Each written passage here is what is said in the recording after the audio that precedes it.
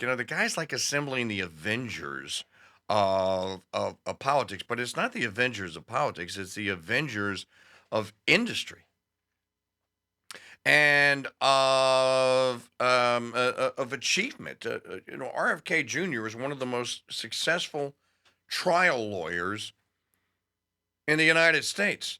Usually, are most of his lawsuits that he has won in court, and it's billions of dollars in settlements, have been against the bad guys, the Monsantos of the world. Everyone, you focus on Elon Musk, and you think because he's a Kennedy that his success or his forte is government. It's not government at all. It's almost the exact opposite. It's fighting pretty much what government has allowed. In any event, so he was asked about the Dream Team and about the transition. He just kind of volunteers it, actually, because I think Trump had mentioned it to Rogan. But this is the kind of forward thinking. And then you're focused on actually doing things. You're actually focusing on getting a result, right? And that's why you would do something like this. So is that digital media file number 11? About the transition team being privately funded. I think that's it. I've talked to Donald Trump specifically about this, and he said to me, I said, look, the last time you were in there, you put John Bolton in charge of NSA and Mike Pompeo in charge of the CIA and the State Department, and you put an oil guy, in charge of Department of Interior, a coal guy in charge of EPA, and a telecom lobbyist in charge of FCC, and pharma lobbyist as head of HHS and FDA, Scott Gottlieb. And he said, here's the difference. He said, when I got in last time, I had no idea how to govern. And I got surrounded by donors and corporate people who said, you appoint this guy and appoint that guy. And he said, I appointed a lot of bad people. Now, I was listening this morning to this extraordinary interview that Donald Trump did with Joe Rogan yesterday. But he said during that interview, he talked specifically about John Bolton. He said, a donor got me to appoint him. And he said, he's a great guy. He turned out, and this is what he said. He said, he's a really bad guy. And he said, this time, I'm not going to do that. He told us that. And what he did, he didn't just promise that, but he did something no other president's done before. Normally, the transition team is not created until November 6th because GAO, the General Accounting Office, pays for all the costs of the transition team. Trump said, I'm not going to do it this time. I'm not going to do it their way. I'm going to start my own transition team 3 months early. And he got private donors. He got private donors to fund it. And he's appointed 20 people, including me in Tulsi.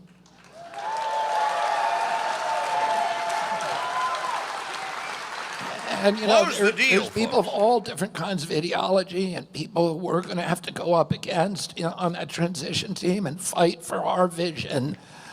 But I can tell you this, which is unique, there are no corporate lobbyists on that campaign, on that transition team. Now, this is what you want to hear. Usually, it's 100% corporate lobbyists. So it's very, very different, and it gives me lots of hope that this government is going to be different than any government we've ever seen. Okay, now, Tulsi Gabbard, if you're listening to that on the radio, it's RFK Jr., and seated right next to him is Tulsi Gabbard. And while RFK Jr. is talking, she's nodding her head like this. She's going like, I'd like to know who rounds out the rest of the list, but the fact that he has RFK Jr. and Tulsi Gabbard there, a couple of things that Tulsi is strong on, and one of them is defense. And one of them is just war theory, and the other one is battling and fighting the neocons. The fact that Tulsi is in there, even if there is a neocon that gets into that room, at least there's somebody, at least there is some neocon, because she is neocon kryptonite. He basically, RFK Jr. is neocon kryptonite as well. Now, again, what does this do to people that are going to be affected by this? This is not something that you do to win a popularity contest and go in and you had the federal government homecoming dance, and Trump shows up with as the homecoming king and Melania is the homecoming queen. This is not something that you do so that Washington rolls the red carpet out for you and goes, I can't wait for this guy to get here. Now, what Biden did was they did roll it out. They couldn't wait to get Biden in there. So there is hope that something, this is why in the first segment I mentioned the Grace Commission. The Grace Commission. Because there was an effort. There were so many efforts in my adult lifetime to try and save this republic. There are good people out there, whether we agree with them on everything or not. There was the Grace Commission. You want to know something else that happened in the late 80s, right at the end of Reagan's term? There were a couple of members of the House of Representatives and the United States Senate that tried to do something about the continuing resolution and the spending, the federal monster spending. It was, and they got an act. They got an act together, and I want to say that Bush signed it. It wasn't Reagan. It was Bush that signed it, and it was called Graham-Rudman-Hollings. Phil Graham of Texas, Warren Rudman, and Fritz Hollings of South Carolina.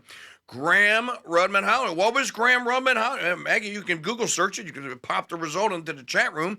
What was it supposed to do? It was supposed to balance the budget. It was supposed to forbid them from exceeding a certain threshold of spending. In other words, it was supposed to fix the problem, but evil Mordor found a way around it. I'll tell you one of the ways they found around it. And by the way, when Gingrich was elected speaker, Graham-Rudman-Hollings was enforced. It was enforced all the way up until 9/11. 9/11 started the warfare state, roared it back to life, and the rest, as they say, is history. Can there be another Graham-Rudman-Hollings? Is there anyone in the Senate that could actually do this? Can there be an actual, can someone put big boy underwear and big boy panties on and go like, you're not getting your continuing resolution? Because the first thing the transition team ought to be doing is telling Speaker Zion King, hey, bruh, you know that rotten deal that you made with the Democrats so they could fund the government through December the 23rd or whatever, or was it December the 29th? I forget what the date was. Get ready, because we're not going to let you get away with another one. That's not going to happen. As a matter of fact, you better start looking for $2 trillion to cut right now, because when we install whatever that commission is that he's going to put Elon in charge of, Elon gets stuff done. It's going to happen. We're not going to take recommendations. We're actually going to do that. The number one thing that you could do to fight inflation immediately is to cut $2 trillion of federal spending. Take what is currently budgeted to be spent, say, sorry, pal, y'all are all getting haircuts. American people got haircuts, couldn't afford to buy bacon and eggs, screw you. You're getting a haircut. Cut it right there, boom. That takes $2 trillion out that you don't have to borrow and immediately brings an end to quantitative easing or whatever the hell it is that you want to call it. That's how you do it. That's one of the ways that they could do it. Yeah, there it is, Maggie. It's introduced in the House of Representatives. The Graham-Rudman Reform Act of 1989 amends the Balanced Budget and Emergency Deficit Control Act of 1985, which was Graham-Rudman. How was I told you they were trying to fix this. Everything is not rotten and everyone doesn't suck. There were people that tried to do something about this. The Graham-Rudman-Hollings Act to require certain revised reports by the Congressional Budget Office to include an analysis of the post-sequestration legislation. They used to sequester entire bills. And go like, you can't do that. It's going to violate Graham Rubin Howard. We don't have the money. You can't spend that. Amends the Congressional Budget and Impoundment Control Act of 1974 to require a reduction in the maximum deficit amount for any. And then you can read the rest of it. If you want to be bored with the details, you can go ahead and read that. It's in the Crusader Stadium chat room at crusadechannel.com/chat. The point being, though, is that there was an effort made to do something about this. Is there going to be another effort made? This really is it's really the only question. You want to fix things? Stop talking about eliminating agencies and just freaking eliminate them. You can do it with an executive order. The EPA was created by an executive order by Nixon. You want to get rid of it? Well, then get rid of it. Executive order. The Department of Education was created by an executive order by James Earl Carter. You want to get rid of it? Executive order it out of existence. It doesn't have to exist. The Department of Energy, you know what it was created to do? Because the Defense Department went, look, we're tired of managing the nuclear stockpiles. We need an agent. Basically, the military went and complained, look, we blow things up and kill people. We don't manage nuclear stockpiles and nuclear waste. So you need to create a department, and they did. They created the Energy Department, and the Energy Department, which has never created a kilowatt hour in 50 years of existence, is basically charged with, okay, you guys are in charge of the nukes. You know where they are in the nukes. You know where to hide the nukes. You know where the codes are. You know where the spent fuel rods go. You're in charge. That's basically all the Energy Department does. And if we're going to have a nuclear arsenal, I actually don't have a problem with it doing it. It just shouldn't do anything else. So there are things that can be done. This is a very, very, you know what? If I am a deep stater, dude, and I got a sleeper cell out there to get rid of my problem, which is the incoming Trump administration, after you learn that there's a transition team that doesn't have corporate lobbyists on it and has people that actually worked hard in life and figured out how to fix things, what are you going to do? You know, RFK Jr. said this, so we were watching Fox and Friends this morning because RFK Jr. was on, and they asked him about the Hitler comment. You know, where is the apology from OMSNBC? I want an apology. If I'm in that line, if I'm on Fifth Avenue in that line of 70,000 people that couldn't get into MAGA Square Garden, if I'm in MAGA Square Garden, the National Broadcasting Corporation, NFNBC, broadcast a 1 minute and 23-second long piece. They might have broadcasted more than one. The one I saw was 1 minute and 23 seconds long, of basically saying that anyone that went to that rally is a Nazi. And it was Trump recreating the 1939 Nazi rally, and there were all Nazis inside. They were doing the Heil Trump salute and what have you here. This is slander. You should lose your broadcast license over this. He thinks that CBS should lose its broadcast license because it edited the Shapes 60 Minutes interview. If that's the case, well, then the ethical violation of slandering almost 100,000 people by implying that they're Nazis, this is what you do to get people killed. These are such pointed acts of desperation, folks. If you feel like the good guys are going to win big, you should feel that and be assured that they are. Let me read something to you here. Mike Churchill on the Crusade Radio Network. By the way, you YouTubers, got a great crowd on YouTube. I need a favor, but I'm going to pay you for this. We began the program, we only needed 14 subscribers to get to 1,500. Now, Maggie, you can bear witness, and around the 1st of May, we started this adventure here to get to 1 million subscribers on YouTube with how many? 0. None. 0.0. She and I, and the content of this show, has built that audience organically to 1,486 that we started the day. So, 14 new subscribers gets us to 1,500. Tell you what I'm going to do. So when you go and click the subscribe button, refresh the page. This is going to be honor system now. Whichever one of you is subscriber number 1,500, I'm going to give you a Make American Talk Radio Great Again baseball cap. I'm going to sign it, and I'm going to throw some great cigars and some other swag in to congratulate you and to thank you and to kind of make this a contest. So go to CRUSADE Radio Network.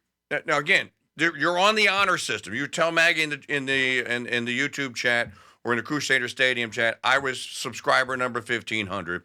I'm going to give you the baseball cap, $50 right there. We'll throw a bunch of swag in the box and send it to you as a thank you. We'll make a little contest out of it. So if you're looking for us on YouTube, it's easy to find, but I'll give you a URL if you can remember this. Remember? It's youtube.com/@the Real King Dude. So it's @Real King Dude on YouTube. All right.